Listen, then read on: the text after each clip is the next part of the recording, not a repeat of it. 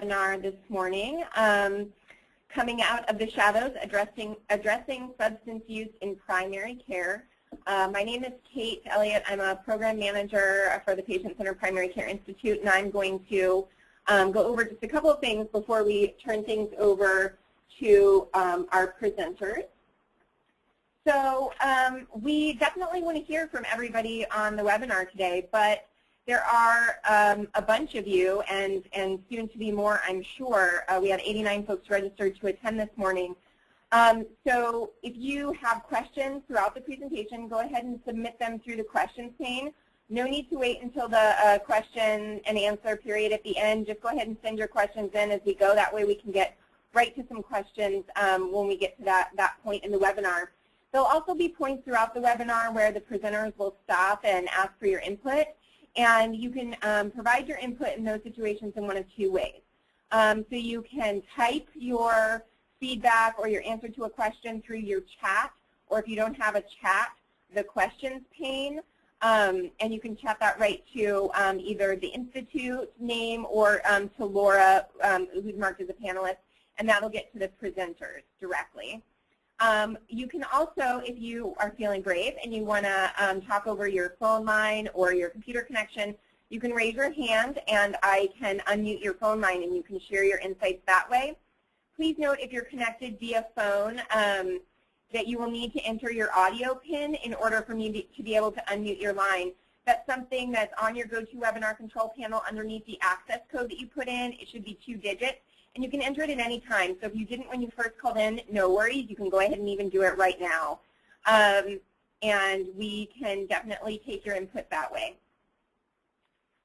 One question I know we'll get is that the slides and a recording of this webinar will actually be posted on the Institute website by the end of today. So feel free to share that with colleagues who couldn't be here or to revisit some of this information yourself. So the Patient-Centered Primary Care Institute, which is the entity hosting this webinar, is a public-private partnership launched in 2012 with the Oregon Health Authority to partner with experts to get technical assistance resources to practices looking at the Patient-Centered Primary Care Home, or PCPCH, model of care. And so we've done that through a variety of ways. There's a series of online learning modules on the PCPCH standards. We've hosted many webinars like this one, recordings and slides and materials for which are all on our website, a series of learning collaboratives and other trainings. So if you're not on the Institute email list, you want to start getting those emails so that you can stay up to date with the technical assistance offered through that venue. Like I said, we've partnered with the Oregon Health Authority and the PCPCH program specifically. The PCPCH model is defined by 6 core attributes, which are up on your screen. And each of those attributes contain specific standards and measures that primary care practices can attest to be recognized by the state as a primary care home or a medical home. And you can learn more about that program at primarycarehome.oregon.gov. So without further ado, I want to welcome our presenters today who are here with us from the Northwest Addiction Technology and Transfer Center, or Northwest ATTC. Which is the Pacific Northwest node of a national network funded by the Substance Abuse and Mental Health Services Administration, or SAMHSA, to provide technical assistance on addiction treatment. So they train clinical and medical staff in emerging evidence-based practices for addiction services. And we're really happy to have Dr. Tracy Rickman here presenting to us today. She is an associate professor at OHSU's Department of Public Health and Preventive Medicine, and also an associate research psychologist in the UCLA Department of Psychiatry.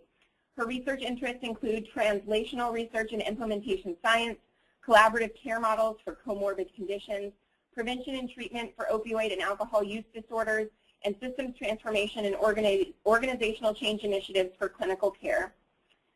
We also have Ariel Singer here, the program and training director for Northwest ATTC. Ariel contributes expertise in the areas of health system integration and transformation, motivational interviewing, and implementation of evidence-based clinical practices, and is a seasoned Institute webinar presenter, having done a webinar on motivational interviewing for us before. So we're really happy to have both of these experts with us. And with that, I'm going to turn things over to them. All right. Thank you, Kate. So these are the learning objectives that we put together for today's webinar. We're going to talk a little bit about the prevalence of risky substance use in primary care setting, its impact on chronic conditions, which are commonly managed in primary care. We're going to talk about the substance use disorder continuum, the available treatment options. We're going to give you a brief primer on the specialty substance use treatment system. And we're going to talk about system-level barriers and strategies for primary care and substance use treatment integration. We have a lot of topics that we're planning to cover today, so we won't have time to cover them in depth, and we look forward to any follow-up discussions that you would be interested in having in any of these topics. So this is Ariel speaking. I realize that I should probably let you know who is talking at the moment, and Tracy and I can try to do that as we go through. All right, so we wanted to start by talking about kind of the big picture of where we're at in society with our approach to substance use treatment. So historically, we've seen substance use disorders as a personal failing or a character flaw. There's been a lot of judgment and attitudes of shame and blame that get projected towards people who are suffering from substance use disorders. So because of advances in neuroscience and our understanding of what's going on in the brain with the processes of addiction, as well as advances in treatment, we have a lot more understanding about the etiology of this illness, understanding of its genetic roots, and the social and behavioral risk factors that influence whether someone might wind up with a substance use problem. So we're going from saying this is a personal failure to being able to say there's a light at the end of this tunnel. We have a lot more treatment options available to us. In addition to the behavioral therapies that have been in place for a number of years, we also have more and more medications that are available in order to help people cope with substance use disorders with a few different substances of abuse.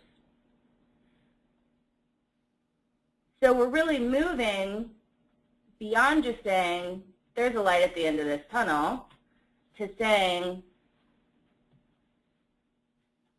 if you want to, we can walk towards it together. So thinking about substance use disorders as a chronic disease, trying to address them with the same best practices that we use to help people manage any kind of chronic condition. So not only bringing to bear our best science and our best practices around chronic disease management, but also really thinking about this in terms of partnership with patients, taking the same kind of patient-centered, non-judgmental, collaborative approach that we're bringing towards chronic disease management across the disease spectrum.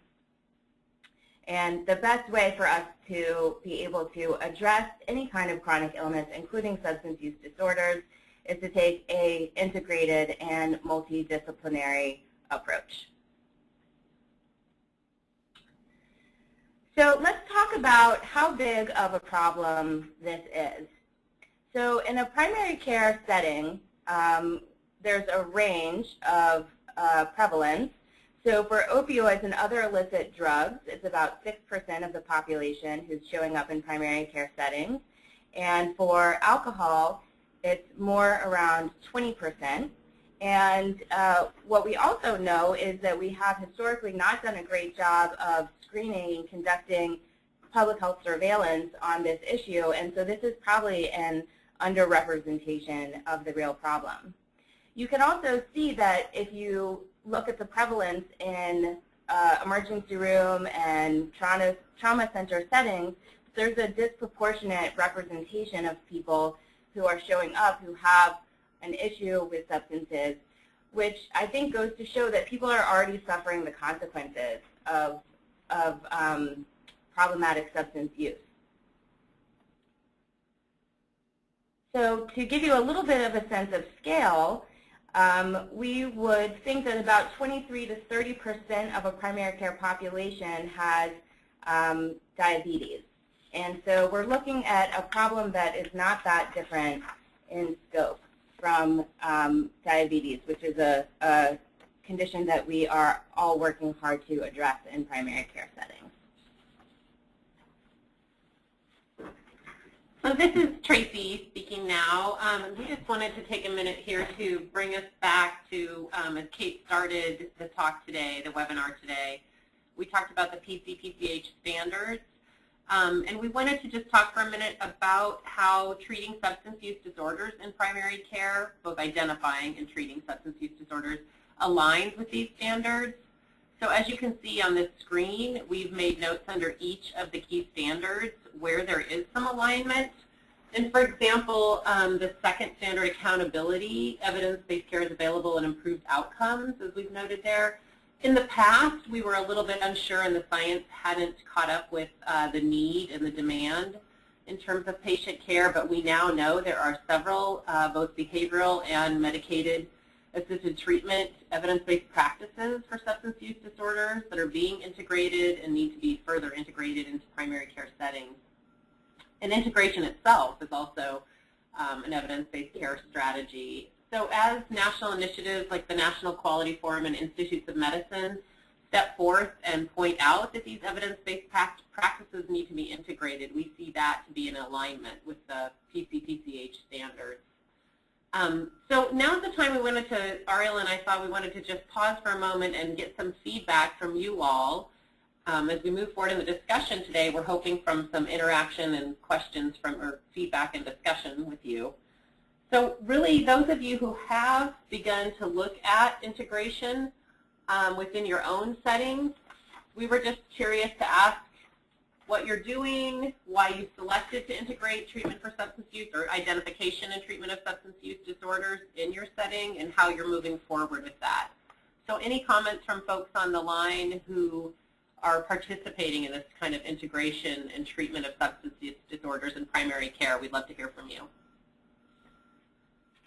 And again, folks, you can raise your hands or you can submit comments via the chat to the presenters or to the Institute account or through the questions pane, whatever way works best for you. So we'll just pause for a moment, give people a chance to raise their hands or submit their comments.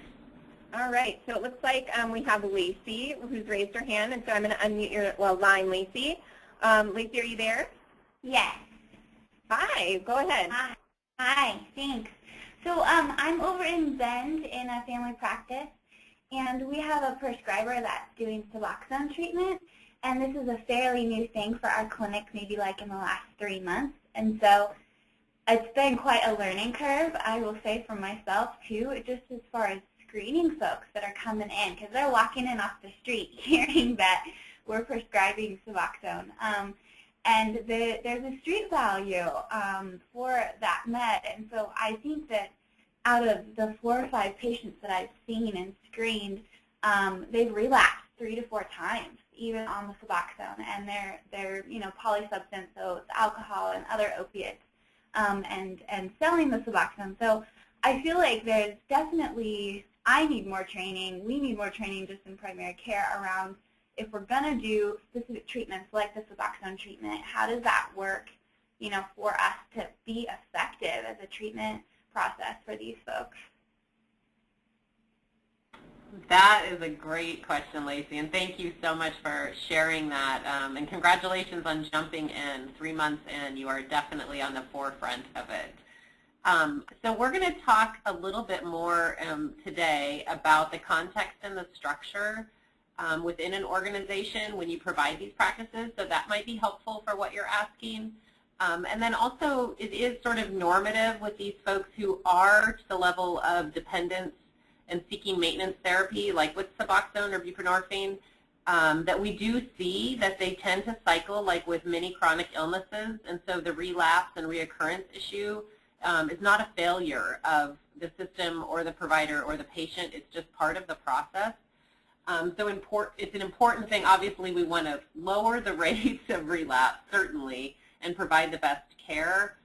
But many people with chronic substance use disorders who've reached the level of dependence will definitely relapse and struggle, and around 6 times of seeking treatment is the average. So there's several things that we'll hopefully get to talk to as we go through the webinar today that might be more helpful to address your questions specifically.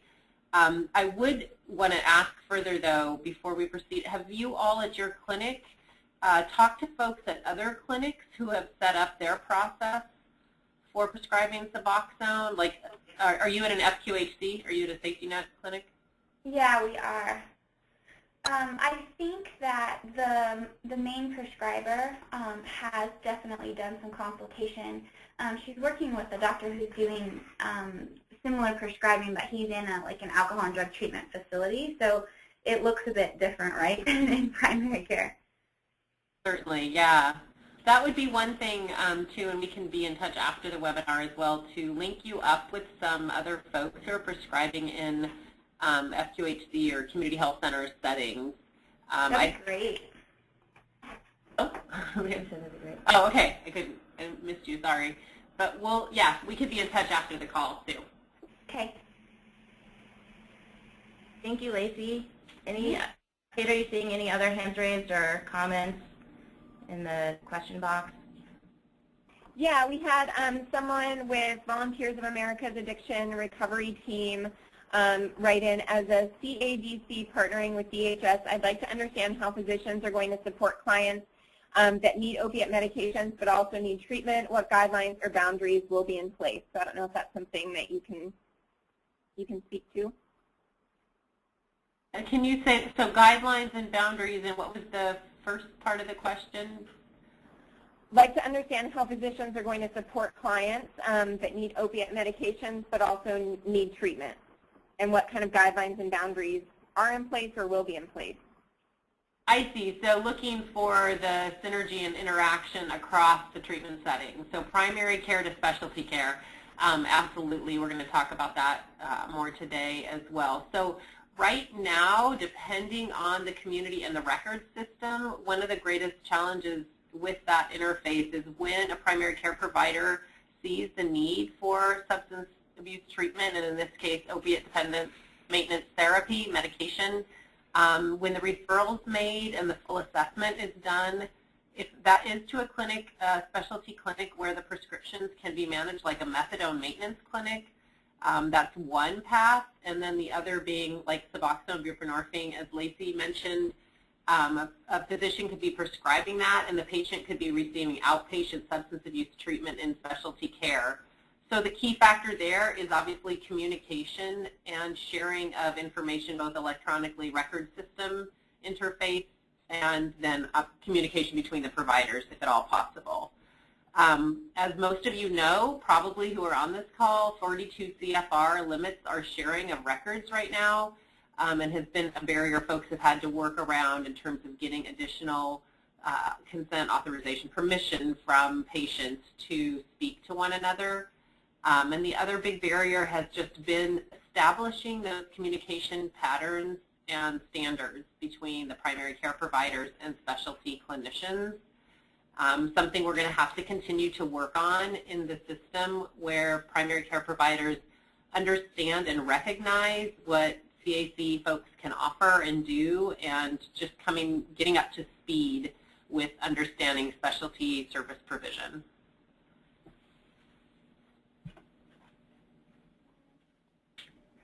So Kate, any other questions? We can probably take one more question or comment before we move on. That was all that came in so far. Okay, thanks.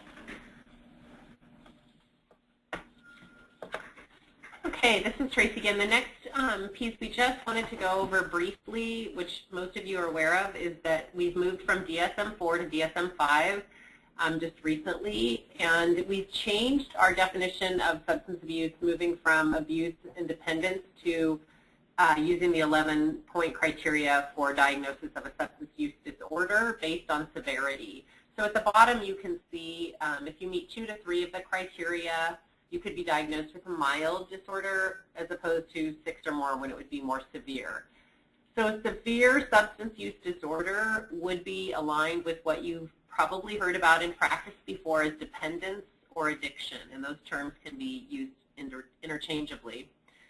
So why this is important to pause and think about is we've actually added in and changed a few of the criteria, dropped some others, and it's just important as for any provider or any person working in the system to have some awareness of each of these criteria. So looking at the middle of this list, where it says not managing to do what you should do at work, home, or school, continuing to use when it causes problems in relationships, or giving up important social, occupational, and recreational activities. So an individual could be intermittently using a substance, even sort of recreationally, or experimentally is a word we've used in the field. I think of young folks in college sometimes meeting some of these criteria, and they could be diagnosed with a mild substance use disorder, although we rarely identify right now in primary care, but it's important to know that those are still part of the criteria. At the bottom of the list, you'll see tolerance and withdrawal symptoms. Those are the two that are much more common and come to mind usually for most clinicians and counselors when they think about substance use disorders. So really this is important for us to really think about this diagnosis in alignment with the advancements in science. And the great thing about substance use and addiction is that now we've moved from the old historical model that Ariel mentioned at the beginning where we sort of blamed the individual, and we now understand it to be a brain disease and a brain disorder, and it's also a chronic illness. So we understand the etiology better, we understand the brain chemistry changes better, and we then therefore understand our treatment methods better. So this new diagnostic criteria helps us match treatment like medication, which is only for folks who are dependent, more effectively than we did in the past. So as this field moves forward, it's a really exciting time because we can help folks with addiction and substance use disorders, at the same time helping in primary care settings to address those with comorbid conditions like diabetes and cardiovascular disease, which may co-occur with a substance use disorder. So that's all we want to talk about. There's obviously a lot more on diagnosis that we could go into, and we have a whole DSM-5 training around this, but we just wanted to bring everyone's attention to that more current DSM-5 criteria. So we've been talking about the big picture, and we know at the same time the reason that we're all here is to help improve the experience and health of individual patients. So we thought it would be helpful to think for a few minutes together about some specific cases and what might be going on for these folks with their use of substances. So I'm going to pause for a moment and let you quickly read this case, and then we will again have some time for discussion.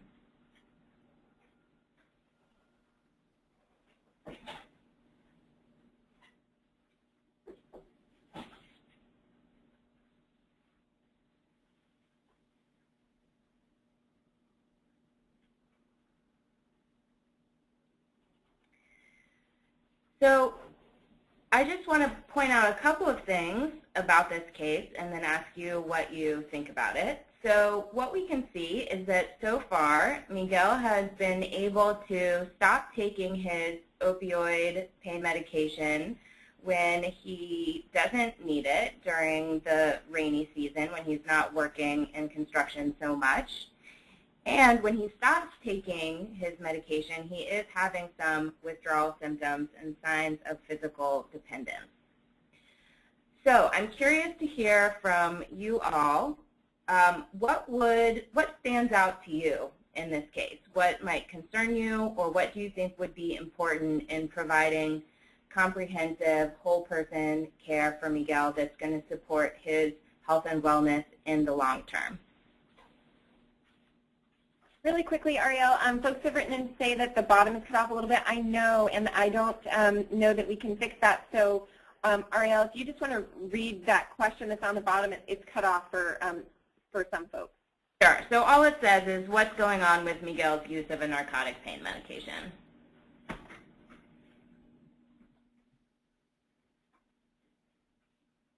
And again, if folks want to raise their hand or go ahead and type into the chat or the questions pane, we can also share your answers with everyone that way.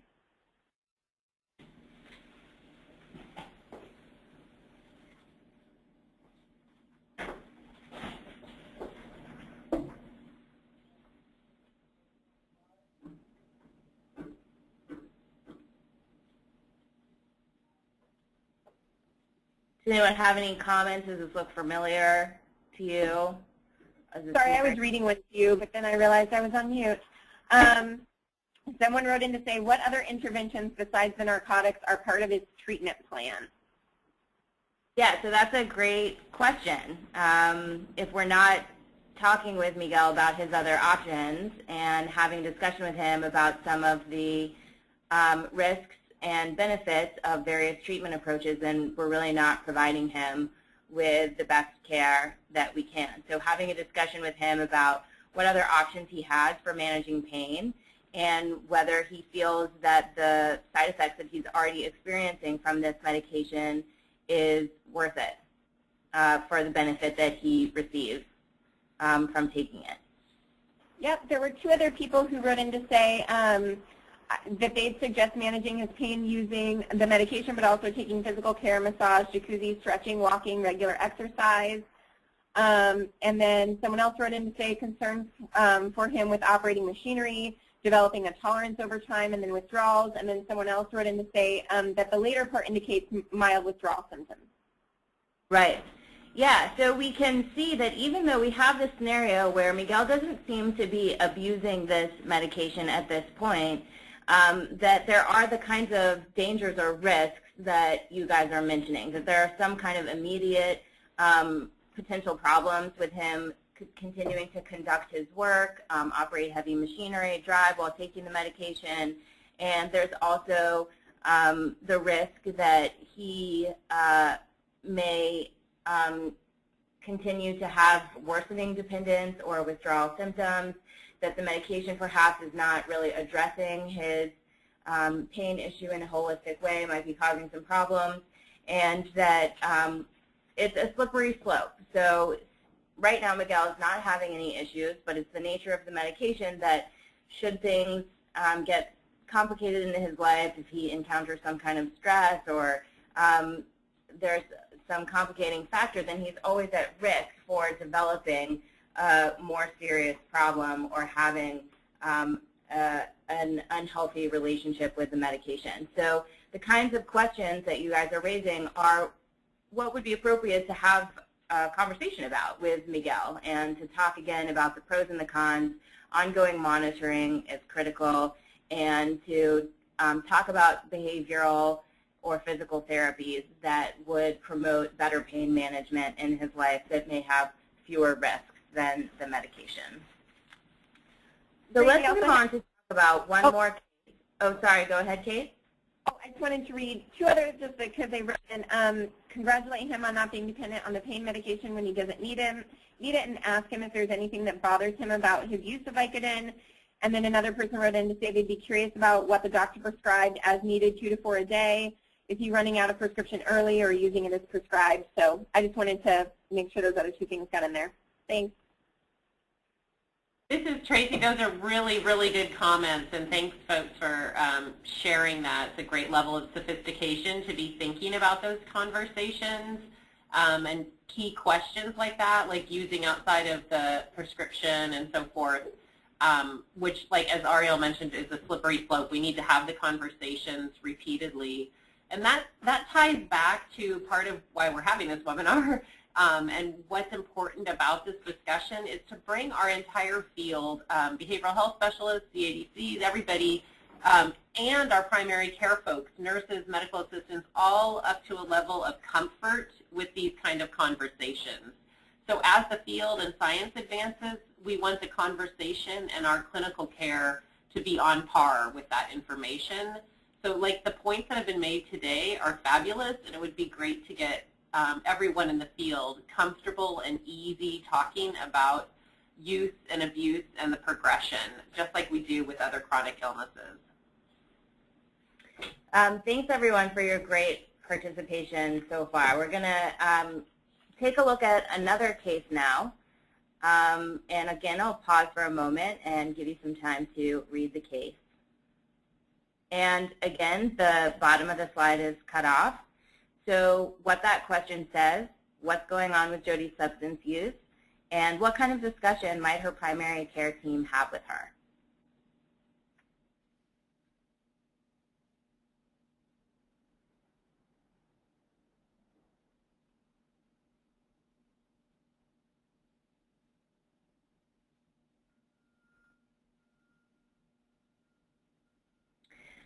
So a couple of things to note about this case. So Jody has come in to visit her PCP to get a refill for her birth control pills, and she participates in an annual screening for risky drug and alcohol use at the clinic, so an SBIRT process that's in place at the clinic. So we know that Jody didn't come to the clinic to talk about alcohol and drugs. And at the same time, we also know from this backstory that she's already experiencing some negative consequences in her life from her use of substances, both within her home and family life and also at her job. So I see someone wrote in to ask how old she was, and she is 25.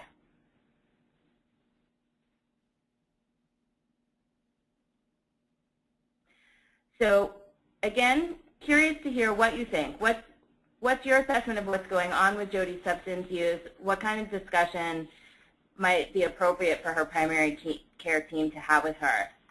What would be shooting for in this discussion?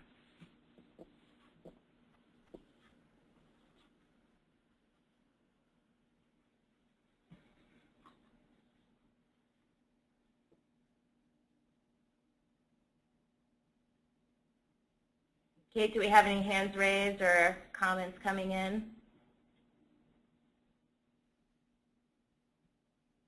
Not at the current time.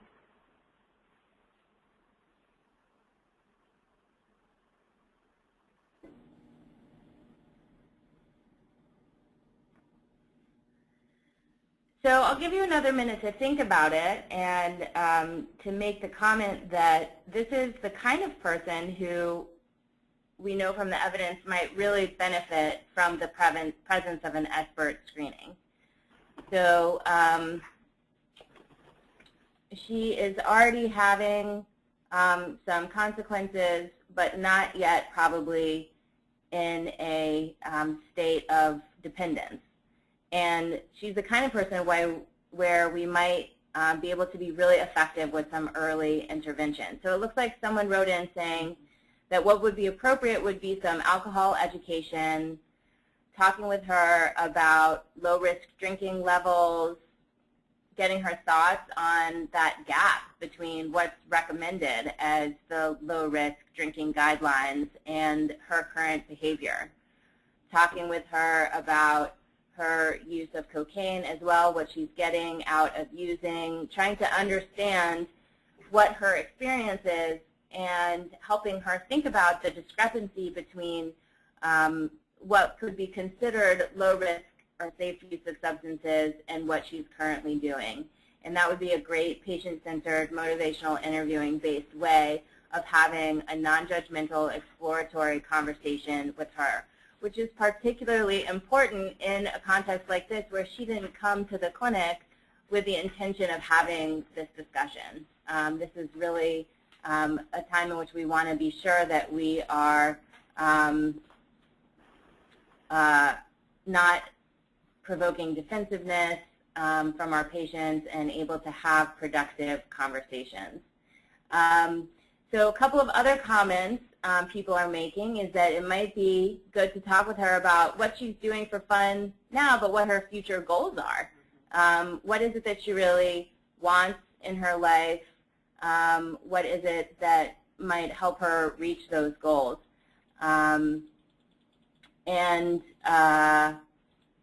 Another person commented that talking with her about stress management might be good, helping her think about what role substances are playing in her life and how else she might cope with some of those functions that the substances are having for her in a healthier way.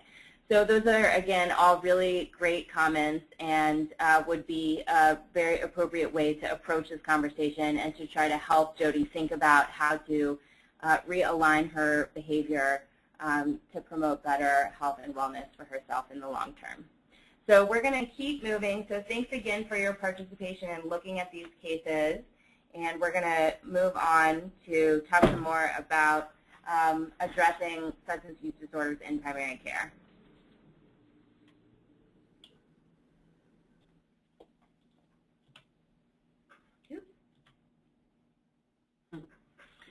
So again, before we transition into talking about some of the evidence-based interventions that are available, we just wanted to reiterate what I mentioned before about the science catching up with the need and the public health concern.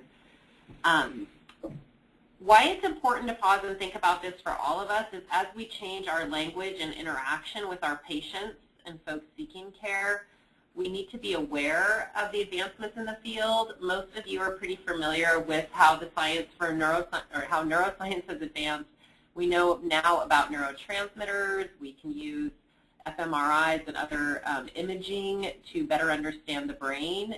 And through those mechanisms, we've been able to better understand how addiction forms, so the etiology of addiction. We also have a lot more science around genetics and the influence they may play in the development of addiction. And then again, those align with the advancements in treatments like the use of medications so that we can actually look at the impact on someone's brain functioning as they develop a substance dependence or substance use disorder and what happens as they recover. So over the years to come, it's an exciting time for our field because we'll be able to converse with our patients at a level that's much more effective, where we can help them understand how their genetics, their physiology, who they are as a person, has interfaced or interacted with their environment, their childhood, their life, their lifestyle, and how those all come together to create substance use disorders or potentially impact how they react to substances. And I think this is important for us to think about to help reduce the stigma and the blame and help folks see substance use disorders in a way that's similar to other chronic illnesses, both in terms of identification and treatment. So just like we understand diabetes and the relapsing and remitting and sometimes issues folks struggle with in substance use disorders, it is the same for other chronic illnesses. And we need to keep that conversation around lifestyle and your own individual physiology at the forefront. So pretty much everyone, I'm sure, on the webinar has heard of SBIRT. Maybe pop in a note or make a comment. Feel free to if you have not, but it stands for Screening, Brief Intervention, and Referral to Treatment. We have a note up here about the universal screening. We need to be screening in all of our settings, not just primary care, but in emergency rooms and OBGYN clinics and HIV clinics. We really need to be screening in all locations to address this problem. So SBIRT, if you're familiar with, and in Oregon, you're familiar with the metrics for the CCOs, this has really brought us to the attention, again, back to the PCPCH standards, accountability, and other factors we need to be thinking about screening and working that into our systems.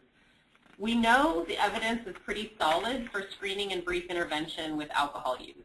There's pretty significant research to show that identification of how much someone's drinking in a brief intervention from a primary care provider can reduce alcohol use. The research around substance use disorders, excuse me, other illicit substances like cocaine or opiates isn't as strong or substantial, but what's really important to pause and think about with that research is that by the time someone begins to use other illicit substances, they typically have had a lot more experimentation with alcohol, maybe have struggled with other things in their life, and the decision to use other illicit substances is typically a little beyond the socially normative expectation of alcohol that's readily available everywhere in our culture. So expecting that a brief 10-minute intervention from a primary care provider could impact that is a bit of a stretch for folks. We probably moved a little too far afield with SBIRT and what we've expected from it. The most current research, which will be coming out about in the next 4 to 6 months in the literature, is based on the QUIT intervention out of Los Angeles, UCLA, and they have found that screening and brief intervention with illicit substances does reduce use, but what was required was a follow-up phone call and also a learning collaborative to support the providers that were implementing the brief intervention. So just a 10-minute brief intervention wasn't quite enough, but a follow-up check-in phone call with patients and support for those PCPs was really critical to the success of that intervention. So that'll be coming out in the literature in the future.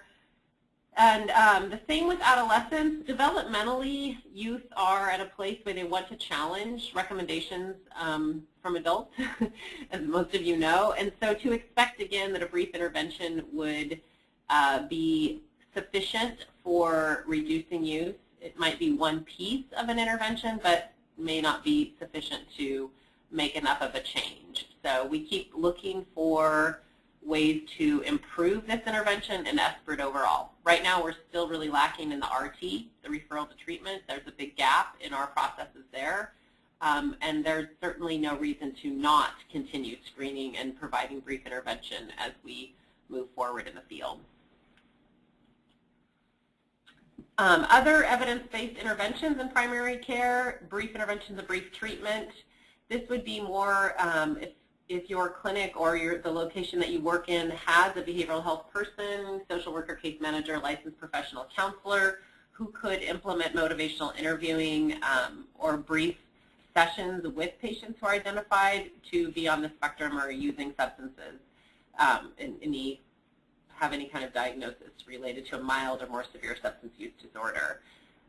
In an ideal world, we would love to have the kind of care where primary care providers could and have this length of time required to do a brief intervention with patients that they have a great relationship with, which is what we want to move towards. But right now, the feedback in the field is just there isn't time for most PCPs to take an additional 15 to 20 minutes and really discuss this with their patients. So hopefully we'll move forward, and as we reform our healthcare system, we might move in that direction. But there is evidence to show that they can be effective. Same with medicated-assisted treatment. For opiate dependence, most of you are familiar with buprenorphine, methadone, and naltrexone was recently approved for the use of treating opiate dependence. But there's tablet and injectable forms. The injectable form is given once a month, so it has this distinct advantage. So a shot given once a month, so the patient doesn't have to come back and you don't have the adherence issues. Alcohol dependence, same, naltrexone, that's the injectable form. Vivitrol, it's listed there. Disulfiram and acamprosate can all be used to treat alcohol dependence. And really, the two in conjunction are the best evidence-based care we could provide. So medicated-assisted treatment along with at least some brief psychotherapy or behavioral cognitive intervention, supportive changes in the community or attendance at support groups, and pro-social problem activation kind of interventions. And the last note we put up there, recovery checkups, is really a reminder that this isn't a one-shot deal for folks because it's a chronic illness. We need to be checking back and screening or doing a checkup to see for folks who are in recovery if they're still using, if they've relapsed, if anything's changed in their life that would cause stress and might increase their use. Earlier in the call, Lacey had a really great question about implementation of Suboxone or buprenorphine, and that ties back to this slide. So we really want to implement these evidence-based practices within the context of a chronic disease model. And again, you've all been hearing about this in your care. I think for most folks, we really need to look at intentionally designing systems to get the results we want. So that means taking a pause, looking at how we do clinical care and flow, how our clinics are set out. Is there room for patients? How often are we moving the patients? Where are there inefficiencies and where are the places for improvement? Can we implement technology? Do we have kiosks for computers to do computer-based screening or tools? How are we sharing our records? Things like that. Organizational level support, really we need the folks in admin at any clinic to have some awareness of why this is important and be able to sit at the table and have those discussions. And then the rest of those things listed there, any of you working in a collaborative or chronic disease management model have thought about these and are thinking more about consultation decision support. That could be in your EHR or in a framework where you sit down in a weekly case review, patient self-management, really enhancing our tools. That cuts across all lifestyle-oriented chronic illnesses. And then referral and collaboration. We need folks to have links to the community that are readily available and processes in place to link our patients with those services. So part of that's education, and then part of that's having the information in the clinic. Okay, so we're going to go on to give you this brief primer on the treatment landscape so you have a sense of what happens when you refer a patient to specialty substance abuse treatment. So we want you to think about this in terms of how you can be able to have effective conversations with patients, families, or key partners about the treatment landscape. So what we'll talk about first as a tool for providing the right care is a set of criteria from the American Society of Addiction Medicine that are various dimensions of the patient experience and help inform the patient placement process. So the first step in a substance abuse treatment is assessment. So a substance abuse professional will be using these kinds of criteria to try to evaluate what kind of care is most appropriate for the patient.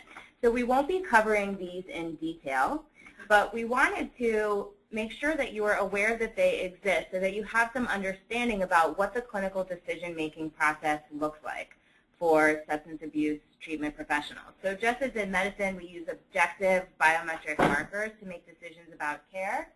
In substance use treatment, we're using the same kinds of objective markers that you can see here to try to make decisions about the best care processes. So something to notice, I think, also about these dimensions is that they include social and environmental factors as well as aspects of the patient attitude, mental and emotional health, as well as physical health. So the reason that I think this is important to point out is that we're having within the world of primary care a lot more discussions about social determinants of health and how we can be thinking in this more macro level as we approach care.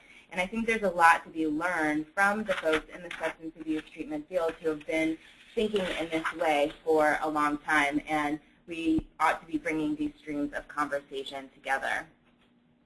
So the next step in providing substance abuse treatment is to determine what the appropriate treatment setting would be.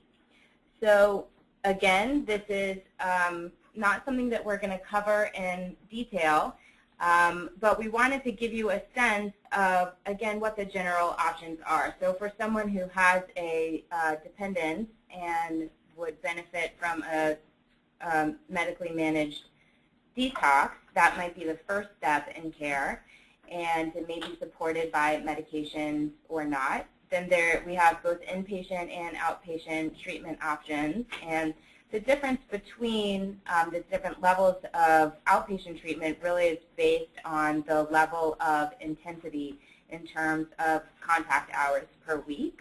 And what they would consist of would be group and individual counseling, again, potentially supported by medication, maybe conducted in conjunction. And then we also have options for residential and inpatient treatment, which may include medication, may include more medical management, case management, follow-up care planning, And these may be based in a hospital or community setting. There is one more item at the bottom there that did get cut off that says the average length of treatment is 28 days, but it varies significantly. So across all of these, there's a lot of variation, and it really is going to depend on the individual agency, where the services are being conducted, what the details will look like. Okay, we just have just a couple more slides we're going to go through.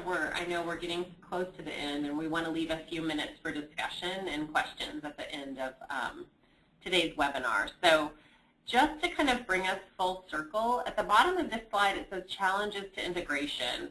Again, those of you working in the field are pretty familiar with this. What's important from this list is the continued conversation.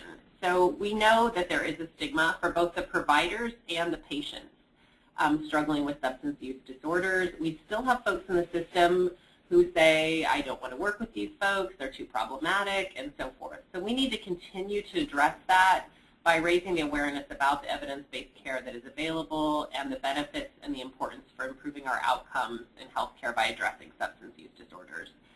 We know that there are cultural differences in the systems, primary care and specialty care, and a differing pace of delivery. Again, we all have to come to the table and see what we can learn from each other and have those discussions repeatedly. And then 42 CFR and other information sharing issues are going to have to be dealt with over this upcoming months and years to figure out the best ways to manage that. And then the concerns about scope of practice is something that repeatedly we hear from providers at all levels. Who's responsible for what, when, and what's the best outcome. So as we continue the research in this area and continue the conversation, I think that'll improve. So that flows back to the top of the slide, the strategies to promote integration.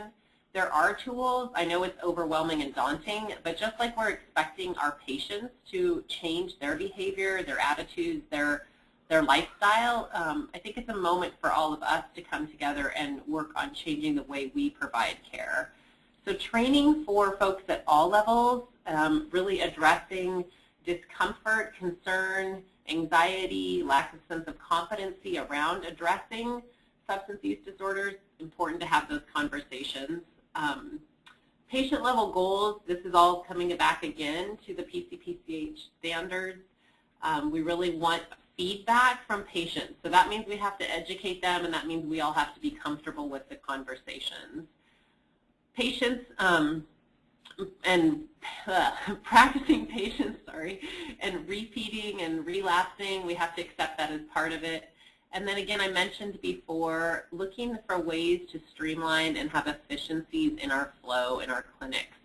So there's a lot of things we can do together, but again, through conversation, training, and really systems transformation.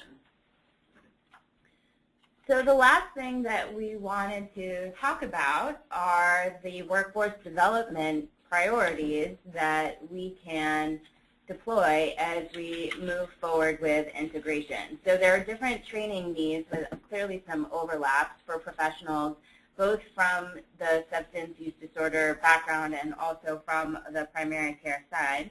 And part of what ATTC does is provide technical assistance and training on all of these topics.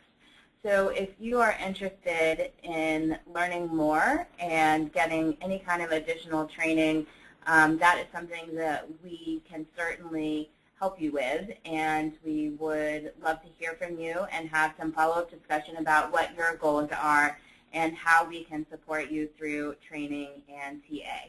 So we have just a few minutes left, and we'd like to open the floor to questions from you, and we will take a couple minutes to answer them as best we can in the time that we have left.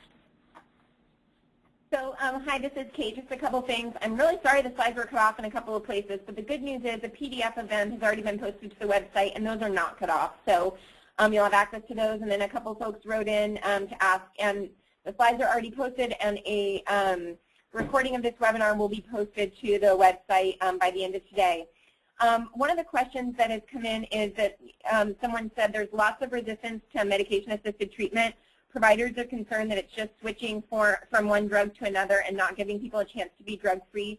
Can you talk about that at all? Sure, I'm happy to talk about that. Yes, that's certainly a concern, and it's something to be dealt with in the relationship between the provider, counselor, any person on the care team, and the patient. So the individual needs to be engaged in that decision. If they are extremely concerned about using medication, it may not be the right treatment for them. So it's not that it should be something that everyone's expected to use for recovery. However, by not offering medications, we are distinctly ignoring the evidence. And so we can't really justify just by saying, I don't agree with it, or I'm not comfortable with it, or I think that abstinence is the only way to, abstinence from all medication is the only way to be drug-free or not using. We're really then not allowing the patient to have the access to the best medicine that's available. So someone could disagree with using certain medications for other disorders or ailments and illnesses. The provider could see them as not the best option, but again, the patient should have really a say in that. So we want to list it or provide it or discuss it as one of the treatment options for every patient that is identified as opiate or alcohol dependent, at least as far as we are in the medications right now. There's more coming out that should be used for other stimulants. All right, so we've had a few other questions come in, and they're all really good. So if it's all right with Ariel and Tracy, we can go a little bit past 8 just to get some of these questions answered. So if you've submitted a question, try and hang on, and we'll see if we can get to you. And if not, we can also follow up via email. So one question was some partners that the questioner is working with are trying to integrate primary care into behavioral health settings and really struggling with the confidentiality issues around 42 CFR. Can you recommend resources for practitioners learning to consent addiction patients to share their information with primary care?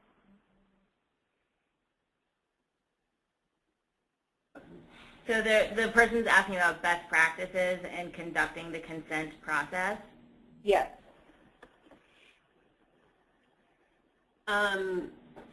I guess really that's a conversation piece. I mean, in terms of the records, I think everybody's got some access, I would hope, to standard forms to use to go through. It's a matter of communicating with the patient that by sharing that information, they're able to have better collaborative care and the best support in their recovery. I understand that that's a real challenge because right now, a lot of folks in specialty treatment encounter patients who don't feel that their primary care provider is comfortable with treating, talking about, or addressing the substance use disorder. So then we sometimes have to take a step back, and the person in specialty care or someone who works with folks with substance use disorders may need to contact that primary care provider and try to have some conversation with them about that specific concern. And in some cases, it's just not the right fit for that conversation. So that's usually what I've heard patients express a concern about in terms of signing the release. Obviously, the other issue is the record sharing issue, like can this get back to my place of employment? What other impacts could this have? And that, again, is a little bit state-specific, insurance-specific, but should not be happening. That kind of information should not be presented to others that could be using that against the patient that way. So I'm not sure if that answers the question. I have not seen any specific protocol or recommendations that I could provide as a resource, but we can certainly look at the National Institutes of Health and National Institutes of Drug Abuse and SAMHSA's information to see if there are those tools, and then we could share it back to this group. Great. So another question that came in was, do you have any recommendations on how to get buy-in from administration to do trainings for primary care providers, or how do you make the case that this kind of training is important for primary care providers? Sure, right, yeah, great question. And I forgot to mention this earlier. The biggest strategy recommendation I would say is there is a return on investment in treating substance use disorders in primary care. So especially with medicated assisted treatment, there's published research now showing that if we treat addiction, folks do better and cost less in the system. So that's what administrators, number one, are going to be looking at. It depends on where you're located and your payment model, if you're a Globant payment, if you're a CCO, and how your mechanism of reimbursement is set up. That changes the conversation just a bit. The other piece is really we want everyone to have access to the best quality care, and we want our providers to have the best relationship they can have with their patients. And if there is something they're struggling with that they're not communicating about, then we're not addressing all of the whole health of the person. So comprehensive health care for the individual means better outcomes all the way around, better utilization of services in the appropriate way, so avoiding the ED and so forth. And they're going to have better treatment compliance and adherence for other disorders like cardiovascular disease. They're going to take their other medications. They're going to just fare better overall if we treat their substance use in conjunction with any other concerns they have. I think the other point of advocacy that could be useful is to talk about the provider experience of providing care, and providers who have training and feel better prepared to address these issues will have a better experience of providing care on a day-to-day basis. They'll have more productive, more harmonious relationships with their patients, and their own sense of wellness and burnout prevention will be improved significantly from having the training to address this issue skillfully. Great, thank you so much. So I think that was all the questions really that came in, and we are just right at 9 o'clock, so I want to go ahead and wrap up the webinar. But also, if there's anybody who wants to be connected to the folks, to the presenters today, or if there's any help that we can provide in making specific connections, we'll definitely do that. They have a lot of training experience they could offer to your organizations, and so please feel free to email or write in if we are able to help in any of those ways. Again, thank you so much to the presenters for all this great information, and for all of you for attending today, and we hope that everyone enjoys the rest of their day. Thank you. Thank you.